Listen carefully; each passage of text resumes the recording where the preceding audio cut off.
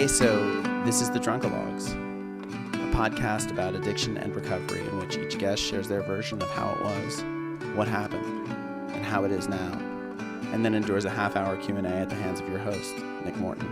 It's been a while, but I am back with a new guest who used to tell people that she was born in Tai Pei, but she was actually born in Lawence, Kansas, and moved to Southern California at a young age where she was reared by her tiger mom parents until she discovered ecstasy and cocaine in Socal's rollicking rave scene of the early aughts. She dropped out of UCSD and became an import model, making money as a pinup girl in the underground world of street racing. She eventually got sober and worked every 12-step program under the sun before finding her footing as a writer. She's just written a new memoir published by Penguin Randomhouse called Fetishized, a reckoning with yellow fever, feminism, and beauty, which explores how media, pop culture, and colonialism, as well as our own behavior, have contributed to the oversexualization of Asian women. I really enjoyed this frank and open and funny conversation, and I hope you will please welcome Kaila Yu.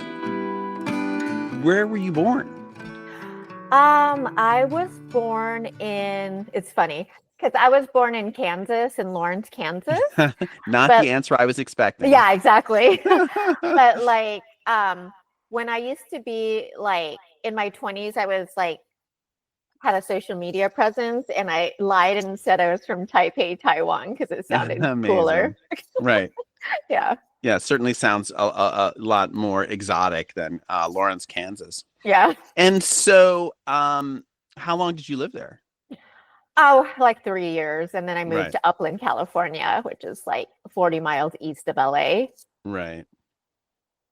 And were your parents like together? Were you sort of happy childhood or? Yeah, my parents are still together. It was a pretty, like, it wasn't like the typical alcoholic childhood, or not typical, but you hear a lot of stories of a lot of chaos. Well, you know, my mom was really, she was what they call a tiger mom.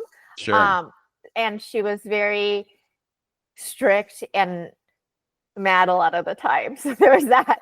But there was no drinking in the household. And like we went to school, and, you know, it was a very normal childhood overall. Sure. Yeah. But there are traumas of growing up Asian American, which are different from traumas of others. Like, I just saw a book titled like Asian Parents Don't Say I Love You. Right. Like, it's very true. Right. And it's traumatizing when you're like watching the Brady Bunch and everyone's like, I love you, and like saying you're great like, why things don't I have that? Yeah. Why does my parents like only say mean things to me and criticize me? Yeah. That's so interesting. That's hard. I mean, yeah, it's interesting that sort of you know, that the culture then provides you with like an alternative vision of like what a happy family should be. I mean, I guess we all struggle with that a little bit, but you know, I mean, I wanted a Brady Bunch family too, and like my family was just weird. Like they were weird. Like I don't know, like not that weird, but you know, I never had that like perfect childhood. So well, probably no, but everybody watched Brady Bunch and feels like their childhood doesn't measure up. It's totally. And you do well in school and stuff? I did. Here's the thing with the way Asian parents parent: the kids do well, they perform, they get into good schools, because like an A- is a fail. So you had to get an A, or like you would get punished for it. So yeah, I did very well until I turned 15. And then I like started hanging around the bad Asians at my school. And then I started like ditching school and like sneaking out at night. And then my grade point average dropped by like 10. Right. And was that like when you had your sort of first drink back then? No, I didn't even have my first drink until maybe 19. I'm a super late starter. Interesting. Like the bad Asians are like that bad. Like for us, bad was like sneaking out at night, but nobody was doing drugs or drinking. We were just like sneaking out to Denny's and like thinking we were cool, like being at Denny's at 2 a.m. That's so sweet and innocent and fun. I love that.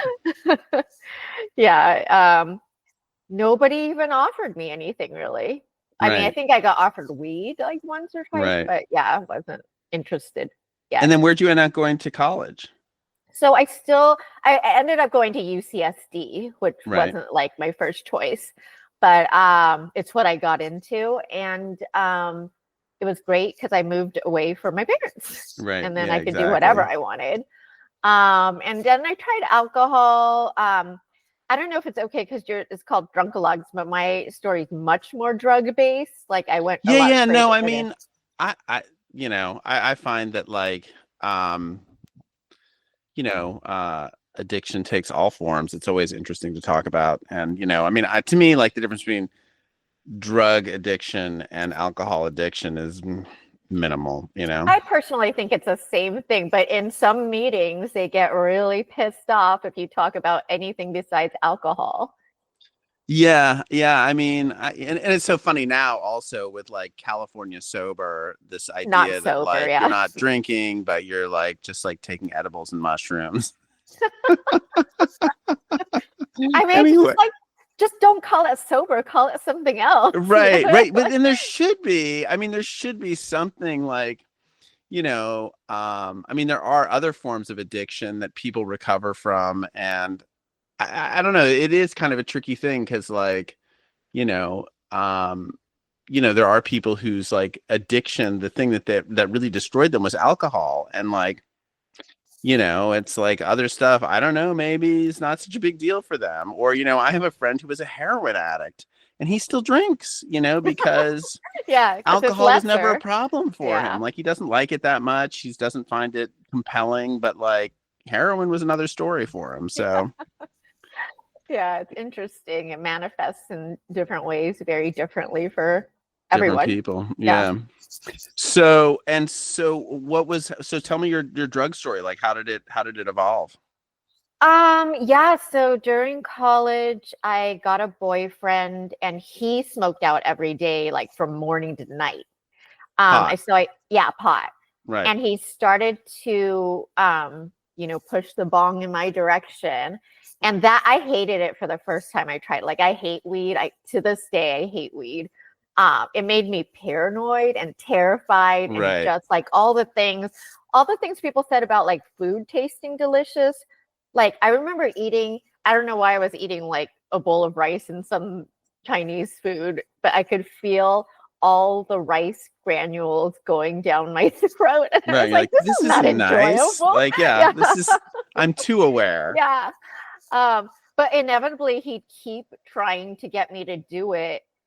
And every time I did it, I was like, oh my God, I've been tricked again to do weed and I know I hate it. But then he introduced me to ecstasy. And that just felt like pure love, like a love I had never felt in my entire life. Sure. And I remember that first night, I didn't know what to expect too, right? And you're just walking around like, what is this? And it takes an hour to hit. Right. And then suddenly it's like your world is transformed. And then I spent the whole night thanking him, like, oh my God, thank you for giving me this ecstasy. Like, where has this been my whole life? Right. Amazing. And so I started like this is when the rave thing, I guess, started taking off in Los Angeles. And this is back when you had to like go to a meeting point and get a map to go to the warehouse where the rave was. Amazing. What year is this? Are we talking? Maybe 98. Right. Yeah. And we'd like go to some places that like you maybe wouldn't go to normally. Like they're called glass house. Sketchy. Yeah. Glass house is like a place that people of that era might know. And I just like, I wasn't like one of those dancing ravers. I just like to enjoy the drug. I didn't want to like distract from it anyway. I would just lay down on the dirty floor and be like, don't bug me. And then I had friends who were like doing these glow stick shows and they were all intricate. And then I was always like, how long did you practice at home to like get this in? Like what? It's so strange, but it was enjoyable, I guess, to get a light show while you're high. But truly, I remember my ecstasy times as pretty happy, which was like a year. It made my grade point average drop at UCSD, and I ultimately had to drop out of school. So there's that. But it was fine with it. Well, it wasn't fine. It caused me to drop out of school. But like I was still happy. It was only that it was a gateway drug. And then it introduced me to cocaine, or I was open to cocaine. When you dropped out of UCSD, were your parents just like, what the fuck? Oh, they were definitely like, what the fuck? I don't even know how I convinced them because my parents were paying for college. Okay. Right. So then I was like, somehow convinced them to let me drop out. And I'm sure my mom was furious. But I said, like, I'm going to like go to a junior college and get into UCLA. And that was like my big plan. And somehow they let me, or maybe they had no choice. Like, a lot of the things I did growing up, like they weren't okay with, but like they had no choice. I was going to do it regardless. But you know, it's like, my mentality was, at least I'm telling you, you know? Yeah. And then I moved in with my boyfriend's parents in Walnut, and we just kept raving every day. Yeah. Right. Wow. But it's interesting, during that time, I started pursuing like an entertainment career. And I started to have some success there. And I was still doing a lot of ecstasy, but then one of my girlfriends introduced me to cocaine. And what was the sort of entertainment career? I mean, what was the angle? So I was doing like import modeling, which is like only Asians know about this, but it's like Fast and Furious. Right. So back when, during that time period of the early 2000s, there wasn't an Asian American community. This is before like social media. This is before MySpace. Right. So yeah, it was before social media, basically, because that was the main one. And we had no community. And then Japanese cars were becoming really popular in the States. Sure. So and then Tokyo, like the car scene's always been really big. So like kids started fixing up their cars. They'd like get their parents' Camry and then spend $2,000 fixing it up with like rims and all this stuff. And then like people started to fix up really nice cars, and they started to throw these car shows. And these car shows started from hundreds of people up to tens of thousands of people, and then started to like grow all over the country. So then where there's cars, there's girls, and then where there's cars, there's like a model standing in front of a car. Sure. Yeah. So the girls in the import scene, there weren't that many of us. So we were able to like tour all across the country and all around the world.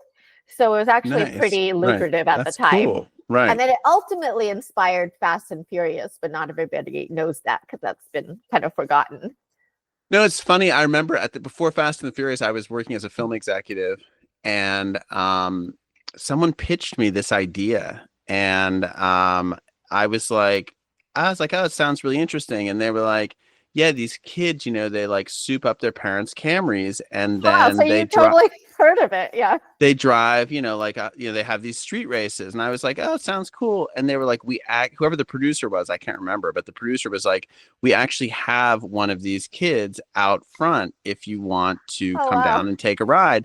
And I went down. I was working in Culver City, and the kid was sitting in front of my office on Washington Boulevard. And I got into his like it was like a Honda Civic or something.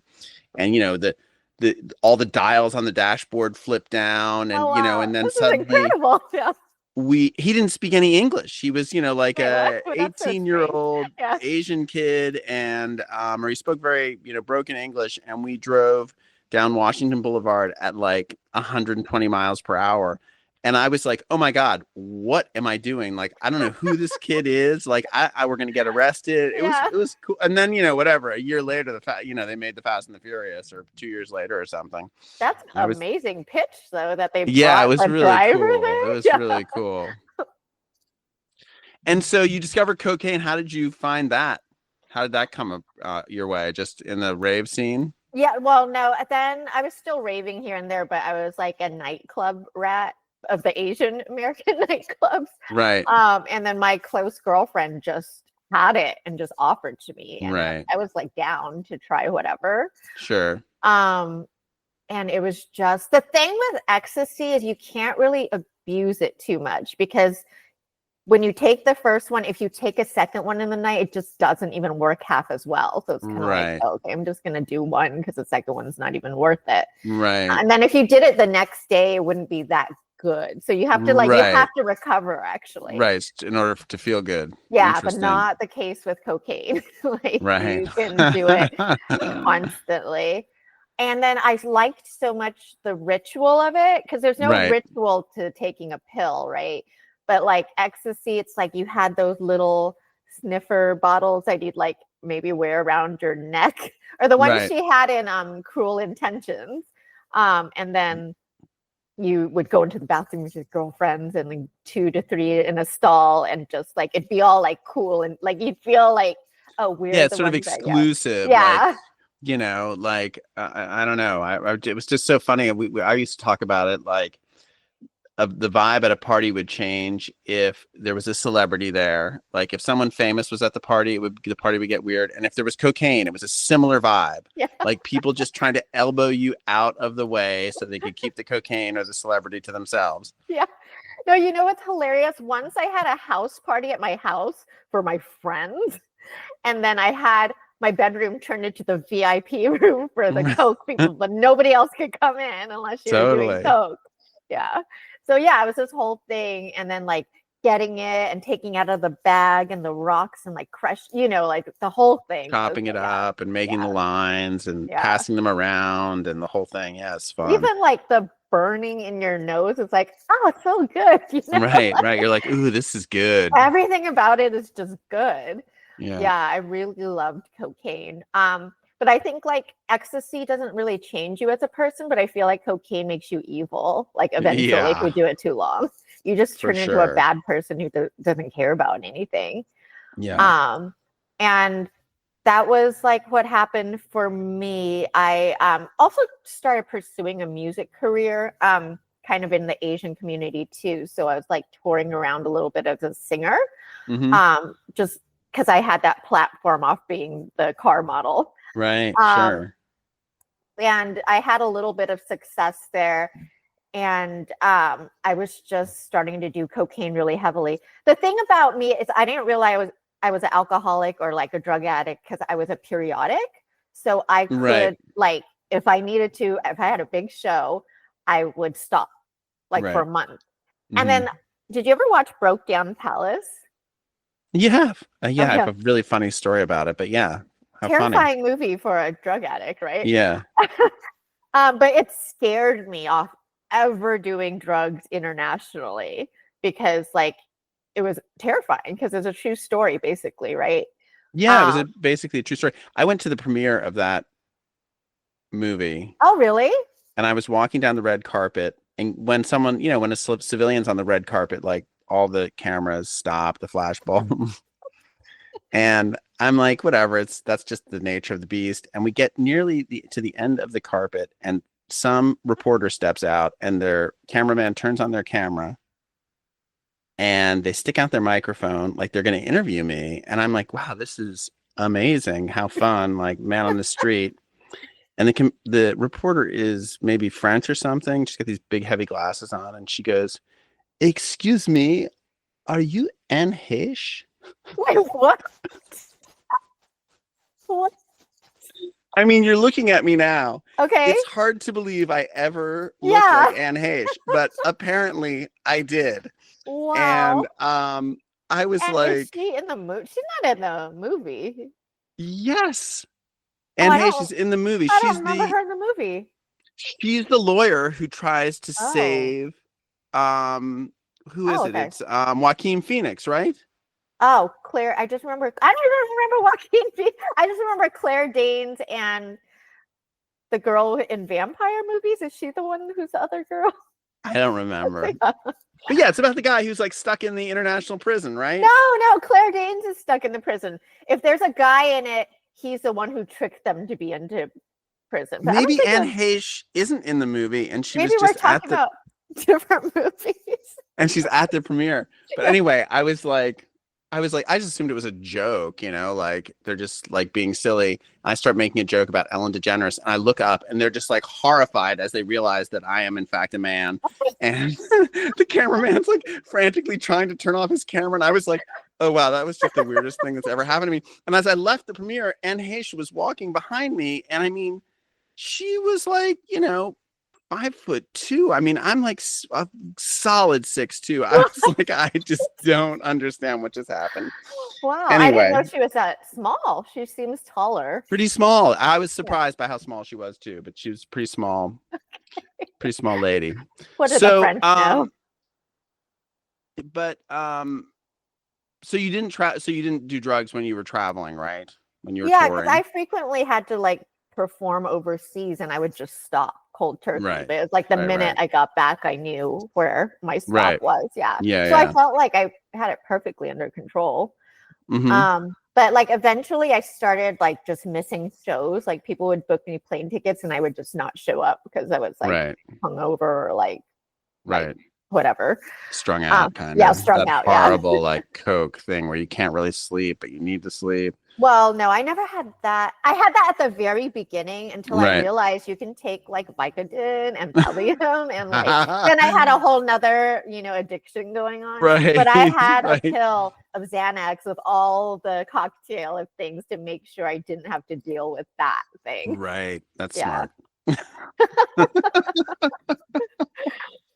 it's funny, my sobriety journey is kind of random because like then I like don't have any more money and I'm like cater waitering and I'm like, what has happened to my life? Like this is not what I planned. Right. And I had a good friend who was in AA and he was like had suggested it to me and I was like, I don't have a problem with this. Right. But I was doing all this crazy stuff. Like I was going to these workshops and like how to make a bunch of money doing this or like how to like I had a coach on like my finances. I couldn't figure out my money situation. And he was like, you know, there's a program called Debtors Anonymous. Right. And I was like, what? I was really into that. I had tens of thousands of dollars of credit card debt. Right. By the way, like when I was in college, they gave me a credit card on campus because they pushed them on the students with like all this free swag at like 17. And I was like, is this allowed? Right. But I immediately ran it up. But, sure, of course. Yeah, I went into DA and I just like took to it so well because it was like, oh, this is like what I've been doing with these workshops that cost thousands of dollars, but this is free. Right. Yeah. Interesting. And I didn't grow up with religion, so I didn't have any like opposition to like accepting a God or trying that out. Sure. And then I worked the steps in that program not sober. Right. Yeah. And they still worked a little bit, you know, probably not as well. Sure. There's so much good wisdom in there, even if you're Russell Brand actually wrote a book. I know Russell Brand is persona non grata, but he wrote a book called Recovery, where he just kind of takes the 12 steps and breaks them down into layman's terms. And basically it's like, you can apply this method to anything that's going wrong in your life, you know? Yeah, it's true. And it's true, basically. Yeah. Well, yeah, because I guess you don't have to be sober to like work Al-Anon or whatever. Well, do they require you? Do they suggest you be sober in Debtors Anonymous? No, it's never brought up. Yeah. Yeah. I worked it and like ended up getting a job as an event coordinator and then like also eventually cleared off all my debt in a couple of years. Nice. But I was still miserable, you know? Right. You think that's going to cure you. And you're like, oh, I'm still unhappy. And randomly I was like, in this girl band this time trying to launch another music career. And then we were touring around and then my sponsor at the time was like, do you think you should take a look at cocaine? And finally I was like, okay to hear it.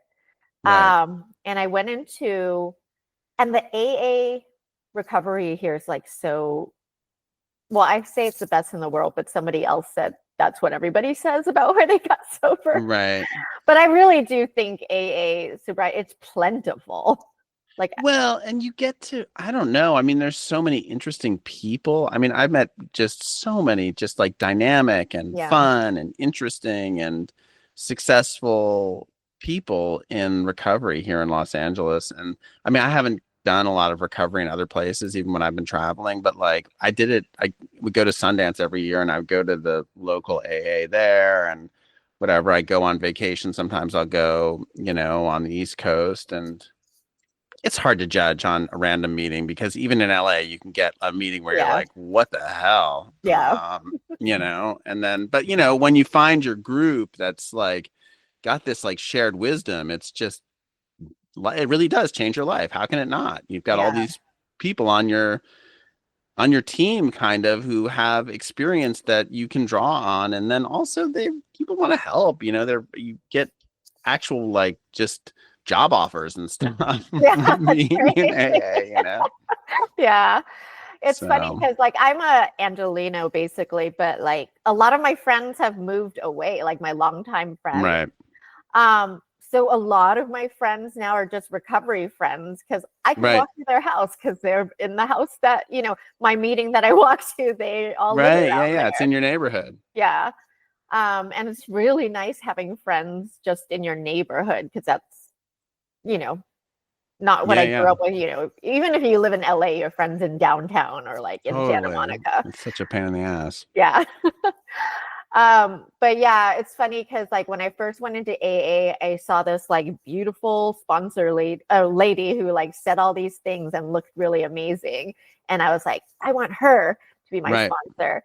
And then she was like, I only go to NA meetings, Narcotics Anonymous. Right. And so I started going with her to like this meeting called Monday Night Madness, which I don't know if you've ever been to, but it's crazy. Where does it take place? I don't even remember anymore Right. because this is like 10 years ago, but I think What it was part of like town? East LA-ish. Right. Right. But it was Right. a huge meeting with like 100 people, and all the shares, like the leader would always be like, I just got out of prison for murder and I'm like, Totally. saved.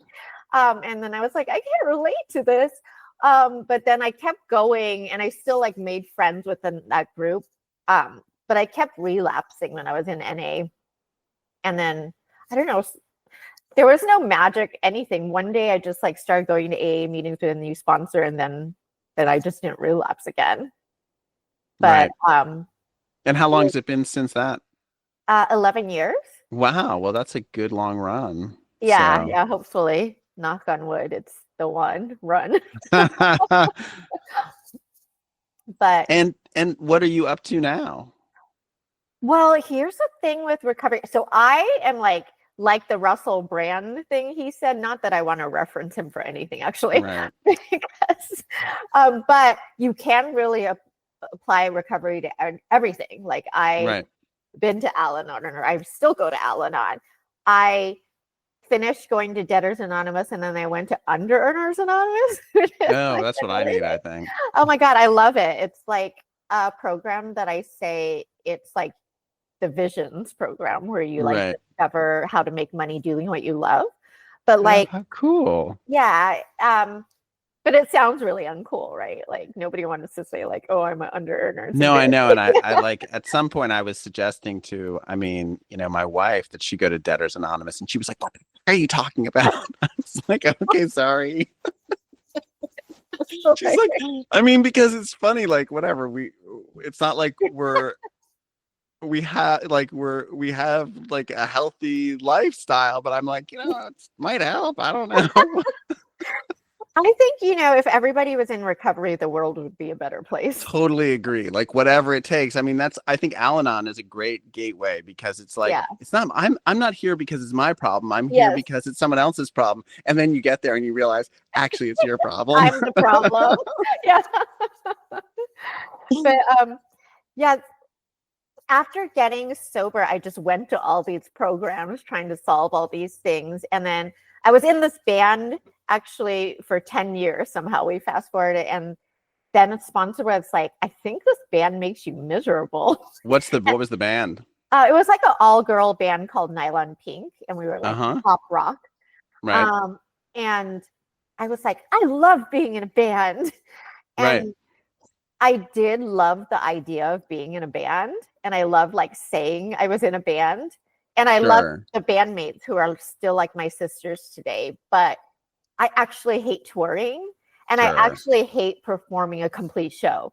Like I just want to play 3 songs and like do a big blowout thing and leave, but I don't want to play an hour set. That's awful. A lot of work. Yeah.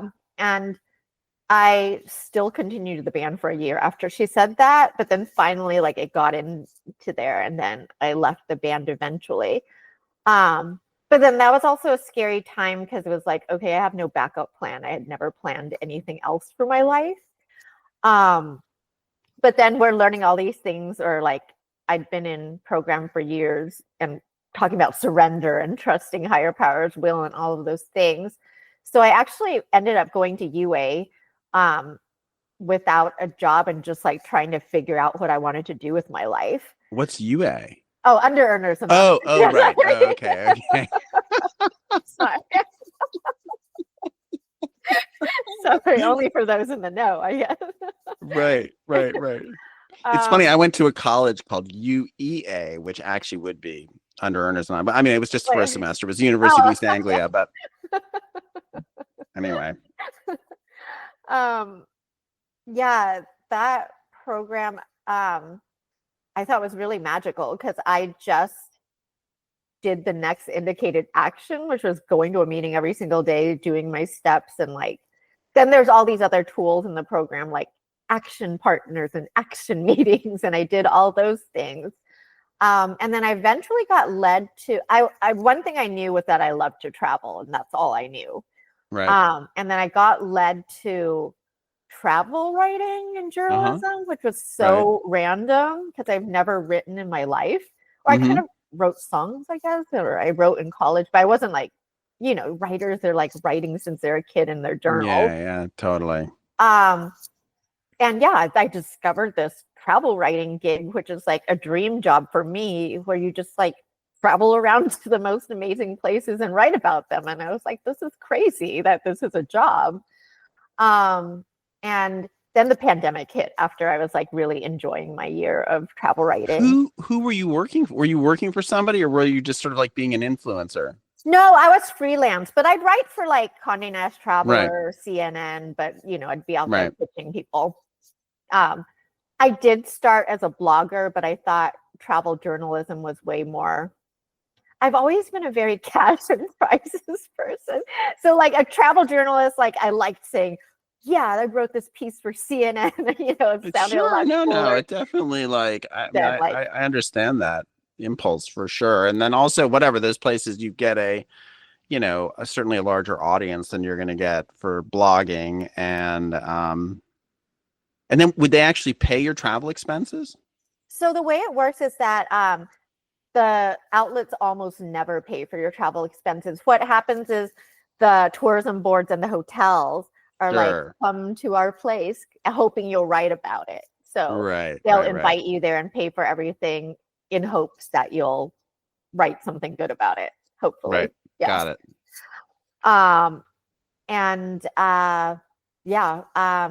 And then the pandemic hit. Sorry, I interrupted you. Oh, no worries. And obviously all my work was canceled and all my trips. Sure. And then again, I was like, I don't know what to do with my life. But so all the outlets stopped buying travel articles, but everybody was buying TikTok and culture articles because that's all that was happening during the pandemic. So I ended up like really investing in learning TikTok as a platform, which even as a writer, like social media is so important. It helps you like sell yourself as a writer to editors. And I never had time to learn TikTok. And I just spent a year posting to 3 to 5 videos a day. And then eventually built up a good following there. And then what were your 3 to 5 videos about? Generally, were they different things? I literally tried everything at the beginning because I was just trying, like we called it throwing pizza at a wall. I tried sobriety content. I tried travel content. But when I started posting about the very niche 2000s Asian American import scene, those videos took off. But then I am the expert to speak on I am an expert to speak on that, I guess. And then for sure, nobody else was speaking about it at the moment. So very niche topics do well on TikTok. Yeah, amazing. So yeah, I started posting about that, and then like during the pandemic, there's a lot of Asian hate happening, like out of nowhere. Yeah, because of the China virus or whatever, the Wuhan virus. So I ended up like starting to write about that because that was like timely and important.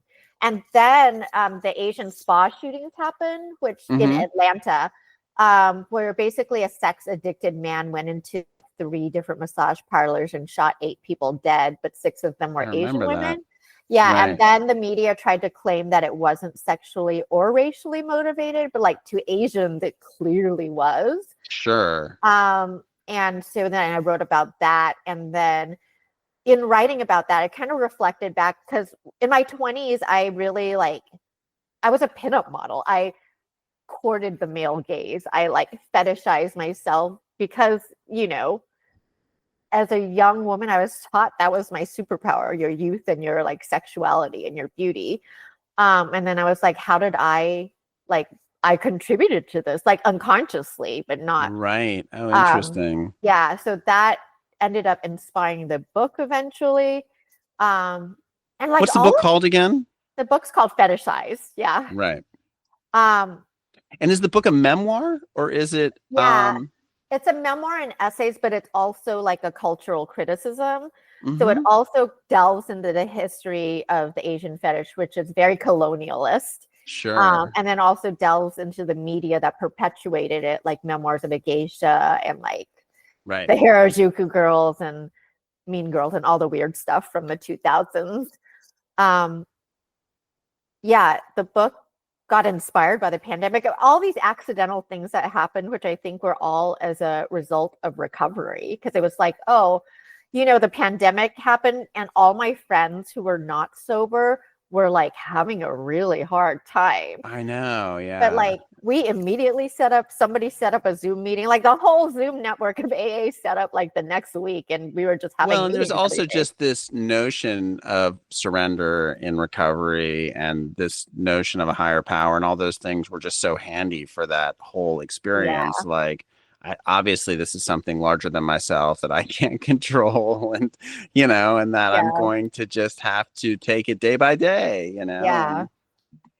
So that was crazy. Also helpful. Without the pandemic, I really don't think I would have this book. Like it was born out of it accidentally. And so how did you write the book? Did you write it as a series of like essays that you sold to various outlets and then ultimately put into a book, or was that part of it? Or it's probably a lot of, and then some TikToks. I mean, were you still doing TikTok at that point? Was it Yes, TikTok was very much, I was talking about the Asian hate and the shooting and everything also because it fell under the same kind of topic.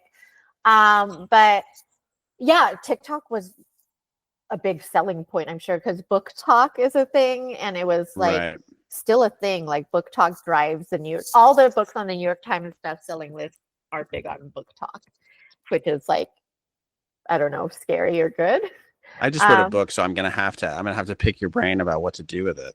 You're gonna have to be on book talk, like book talk, trying to get the book talkers to review get the book talkers to engage in my little book. But yes, definitely, I had a bunch of followers on TikTok, so that was a big selling point that I pushed when I was pitching to publishers. Who ultimately picked up the book? Penguin Randomhouse, like Crown under Penguin Randomhouse. Right. Wow, that's a big label. That's exciting. Yeah, it was very exciting. But like I think manifesting is easy. I mean, in AA, you're not supposed to like try to like ask for specific things, right? But like I chanted. I'm Buddhist, so I do like chanting as my meditation, as we're supposed to do. And I had Penguin Random. Like that was the one I wanted. Right. And I really think that helped. But the book deal. You asked how I wrote it. So I did not turn in a complete book. I just had a proposal, which like had the first chapter, and I had the idea for the chapters. But yeah, all the essays ended up being original for this one. I think we tried to like bring in some other essays, but they didn't really work. Didn't fit, right? Yeah, but I wrote this book very collaboratively with my editor, because like I first came to her with 4 essays and we reviewed those, and then we just started going essay by essay, and then I'd give it to her, get feedback, edit it, and then I'd brainstorm the first essay and get it approved by her before going forward. Yeah. Amazing. That's so cool. Wow. And when did it come out?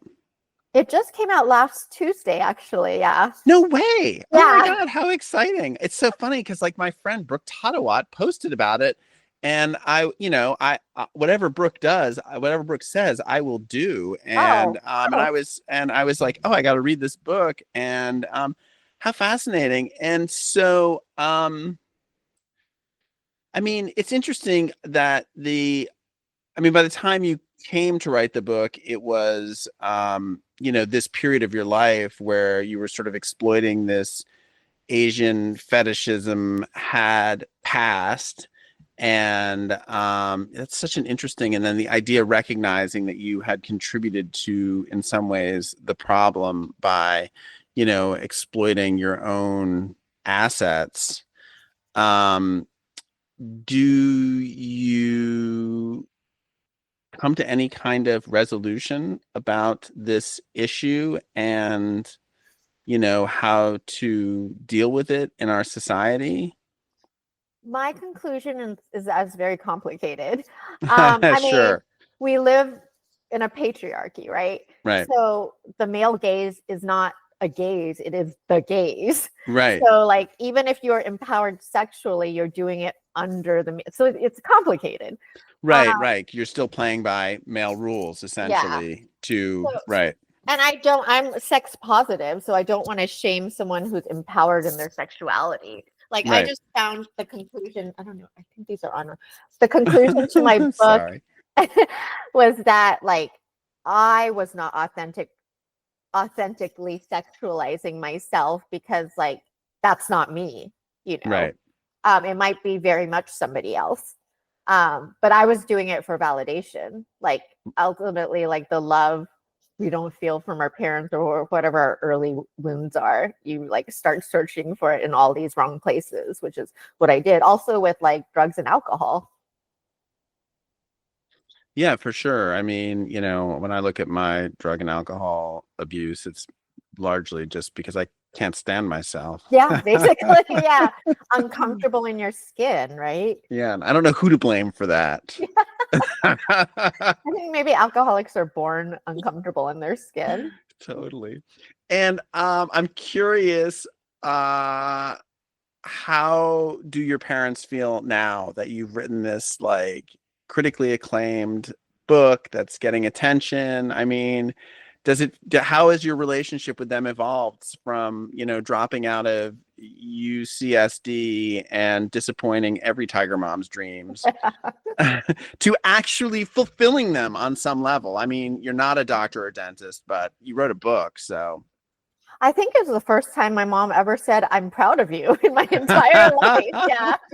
But she has, like, my parents are immigrants, so they can read English, but I don't think they've ever read an English book in their life, because it's probably not enjoyable to do it in your second language. Sure. They have my book. I know they haven't read it, and I hope they never read it, because there's like a lot of fucked up stuff in there. Frankly, right. It's gonna upset them. I've warned them about, but like it's still different if they were to read it, because it's very detailed, some of the stuff that happened. Yeah. Right. Like what? I'm curious, like, give your readers, prospective readers here, a taste of like what is like some of the darker stuff in the book. Well, there's a very early sexual assault in college, which I thought was very important to speak about, because like at the time that it happened, I didn't know it was assault. And it was only until actually I got sober and I was talking to a sponsor and a therapist, and they were both like, "This is assault." Wow. But basically, I had showed up to a modeling audition or a test shoot that was way more than that. and then that was published online and impossible to remove until like 5 years ago when That's like so awful. Yeah, it was awful. Yeah. But like and I suppose that's not uncommon, you know, in that world. It's like you're so vulnerable, you're so sort of desperate, you're so sort of unclear as to what the line is between like being sexy and sexualized and then being assaulted, you know. It's like it is a great, you know, it's a slippery slope, I suppose, you know. Yeah, I mean, these guys are predators, right? They like get the girl into the room by themselves and then you're scared.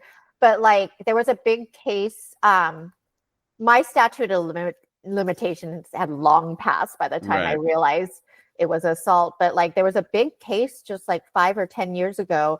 Also in San Diego, funnily enough, the girls do porn case. And like guys were doing this to dozens, hundreds even. But the women sued in a class action lawsuit and got like $20 million. The guys are all in prison. But that's the only, the reason, never mind. I was going to go off on a tangent of why the videos have all been removed from Pornhub, but that was because they had child porn on there. Sorry to get super, super dark. Yeah. But it's there was, I remember at Sundance, maybe 10 years ago, there was a documentary called, I think it was called Hot Girls Wanted. Oh, yeah. And it just kind of showed the dynamic and how like just depraved and exploitative and you know, violent it really was. And then these videos actually that would portray what happened would still end up on Pornhub as a sort of a fetish of like, I mean, it wasn't quite rape, but it was definitely like sexual assault. It was just people are definitely, there's definitely horrifying. People into sexual assault on there. But yeah, I mean, the women are, I was 19 and these women are like, to me, when I look at a 19-year-old now, I'm like, you're like a child. A child. Yeah, no, I have a daughter who's 18 at this point. Like she's I mean, it's like, I have just listened to this, but like, you know, it's like my, I would just like, she just went off to college and like, you know, there's this whole debate in America right now about college and is it necessary? And I'm like, well, it's necessary for my kid. Like my kid needs 4 more years of something and it ain't life, you know, she ain't ready for that. Yeah, it's good. Yeah, college teaches you like structure and how to run your own life. Yeah, no, it's good. It's exciting to see her kind of like take those first steps. So well, Kaila, this has been super interesting. I'm so happy that I got to have this conversation with you, and I'm excited to check out the book. How exciting! Fetishized, right? And there's a subtitle like a it's a reckoning with yellow fever, feminism and beauty. Right. Wow. Yeah. The post I saw about it looks like a very cool cover too, and thanks for coming on. I'll put a link. I'll put a link in the thing. Where's the best place to buy it? Where do you want people to buy it? The only links I know off the top of my head are like Amazon or Barnes and Nobles, but I encourage you to support your local independent bookstore. Awesome.